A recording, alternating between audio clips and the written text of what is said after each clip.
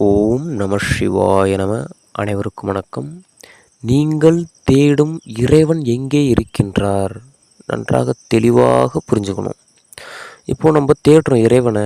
கோயில், குளம், நிறைய கோயில்களுக்கெல்லாம் போகிறோம். கோயிலுக்கு போகிறோம், குளத்துக்கு போகிறோம், அங்கே இங்கே அப்படின்னு நிறைய சுற்றுறோம். இந்த உலகத்தை சுற்றி வரோம்.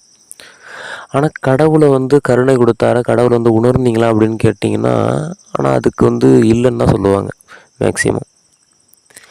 ஏன்னா நீங்கள் நன்றாக தெளிவாக புரிஞ்சுங்க. நீங்கள் தேடும்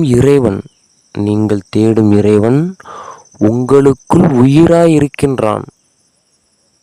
உங்களுக்குள் எப்படி இருக்கின்றான் இறைவன்? உயிரே அவர்தான். உயிரே இறைவன் தான். ஆன்மாவே இறைவன் தான். அப்போது உங்களுக்குள்ளே இருக்கின்ற அந்த உயிர் ஆன்மா, அது கடவுள். அதை நீங்கள் பார்க்காம வெளியில் எங்கெங்கேயோ தேடி ஓடி ஓடி ஓடிவிட்டு இருக்கீங்க. சிவவாக்கியர் கூட அந்த பாடல் சொல்லுவார் இல்லைங்களா?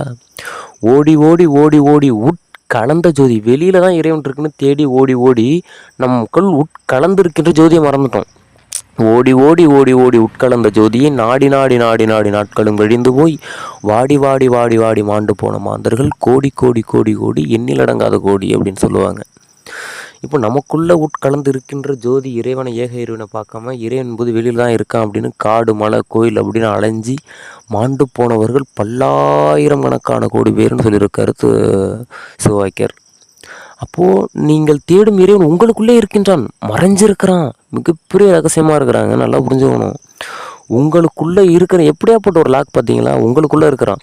அப்போ நமக்குள்ளே இருக்கிறான். எப்படி அவனை உணர்றது, இறைவனை உணர்றது அப்படின்னு சொல்லி பார்த்தீங்கன்னா, நான் என்கின்ற அகங்காரம். இப்போ சொல்கிறீங்க இல்லைங்களா? இதுக்கு ஒன்று சொல்லுவாங்க, நான் இருக்கும் பொழுது அவன் இல்லை, அவன் இருக்கும் பொழுது நான் இல்லைன்னு. நீங்கள் தான் எல்லாம் பண்ணுறீங்க, நான் தான் எல்லாம் பண்ணுறேன். அந்த நான் என்கிற அகங்காரம் இருக்கும் வரை இறைவன் உங்கள் அருகில் வரமாட்டார். அருகில் வரமாட்டார்னா உங்களுக்குள் இருக்கக்கூடிய இறைவன் வெளிப்பட மாட்டார். அந்த நான் என்கின்ற அகங்காரம் அந்த இறைத்தன்மையை போட்டு மூடி இருக்கும். அதுக்கு பதிலாக மறைப்பு அப்படின்னு சொல்லுவாங்க. எப்போது நான் என்கின்ற அந்த அகந்தையும் அகங்காரமும் அழிகின்றதோ, நான் எதுவுமே செய்யவில்லை, எல்லாம் இறைவன் தான் செய்கின்றான் இப்படிங்கிற முழு உணர்வு, உண்மையாக சரணாகதி எப்போது வருகின்றதோ அப்போது உங்களுக்குள் இருக்கும் இறைவன் என்பது வெளிப்படுவார். நன்றாக தெளிவாக புரிந்து கொள்ளுங்கள்.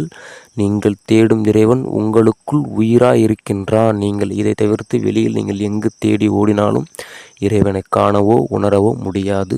ஓம் நம சிவாய நம.